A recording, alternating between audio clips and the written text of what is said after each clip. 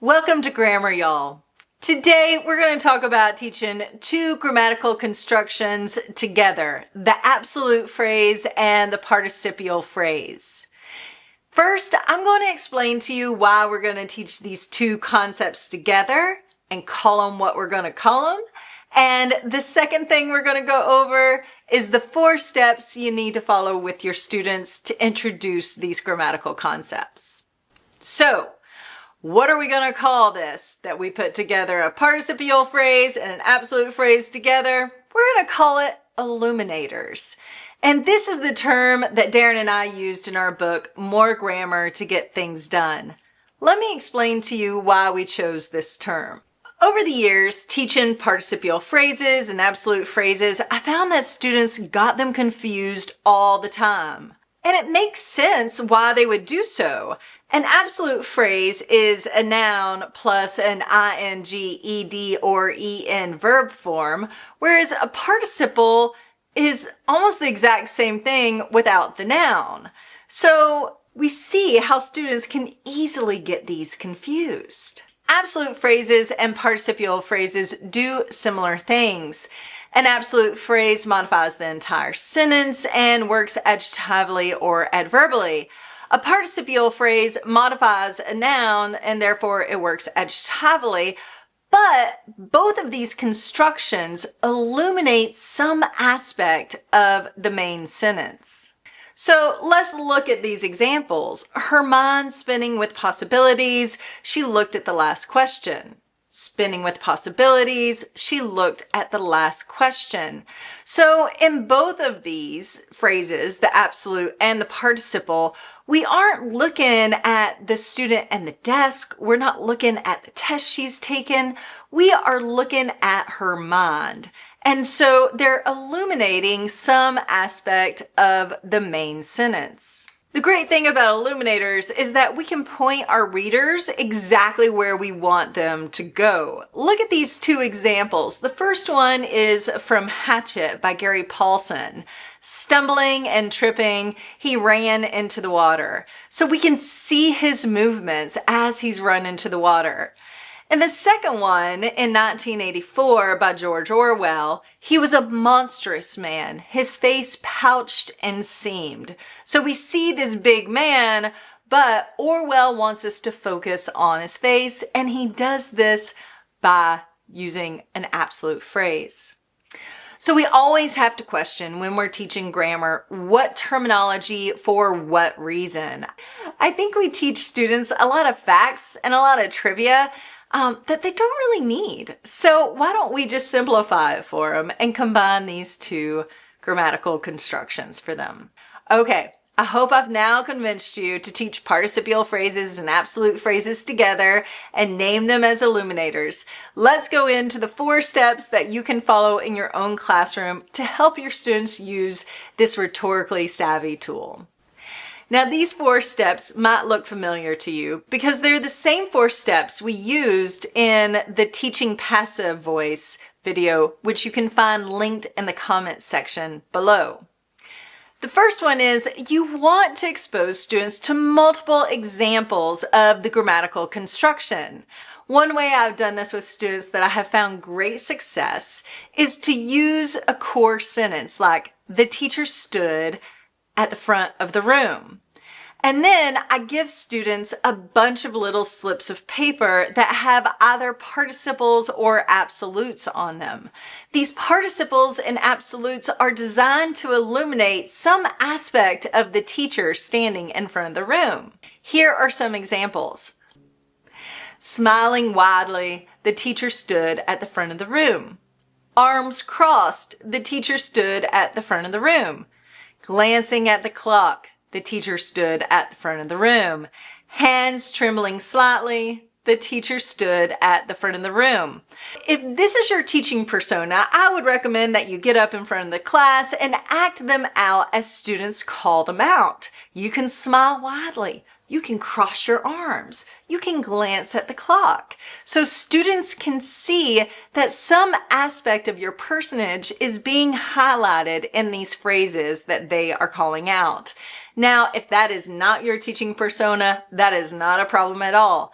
Change the sentence to the student stood at the front of the room and have that gregarious student in your class stand up front and do the actions. While you're doing these actions with the students, you should be having a conversation with them at the same time. You want to point out that these phrases are bringing attention to some specific part of you. And these phrases show us that things are being done, but they also kind of incite some feelings in us. For example, if you're a student and your teacher is smiling widely, that incites a different feeling than if your teacher is standing with arms crossed. These are the kinds of conversations we want to be having with our students as we do this activity. Once you've gone through all of these participle and absolute phrases, and you've had these kinds of conversations about how it's illuminating some aspect of self and how it makes you feel different things, then it's time to send them on to try it themselves. I would recommend having all of the participles and absolutes that you've done in that activity accessible to students so that they have lots of models about what you're going to ask them to construct next. So the second step is give them a situation where they can practice with these language moves. Since we're illuminating aspects of something, give them a few pictures. Now, this picture by Max Winkler shows a basketball scene. Choose all kinds of different pictures depending on what your students are interested in. So I would have this picture and two sentences projected up on the board. One with an absolute phrase, one with a participial phrase. I would then give students options of other pictures, and I would ask them to create two sentences that highlights, that illuminates something specific about the picture. As students are creating these sentences, walk around the room and see if you can find some really good examples that you can bring up to the front to discuss with your students. Now, I'll say this is one of those times as a teacher where I love finding students who may not traditionally feel success in the English language arts classroom, find one of their amazing examples and go, oh my gosh, this is so amazing. Can I please use yours as an example? You are so right in everything you've done here. That really gives students a boost, and it's so lovely to see the excitement on their faces.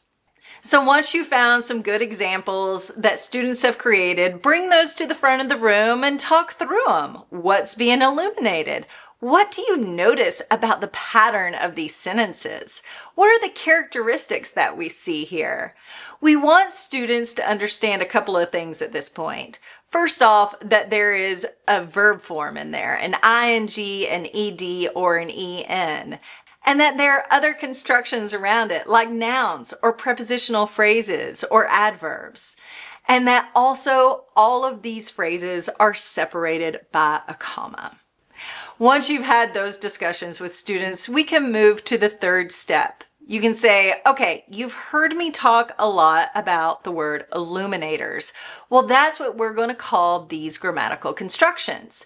You can pull the curtain back for students and say, these are actually absolute phrases and participial phrases, but they're not that different, and we're not going to get into the mire of definitions for definition's sake. Highlight the three things I just discussed, the verb forms, the other grammatical constructions that can accompany it, and the commas.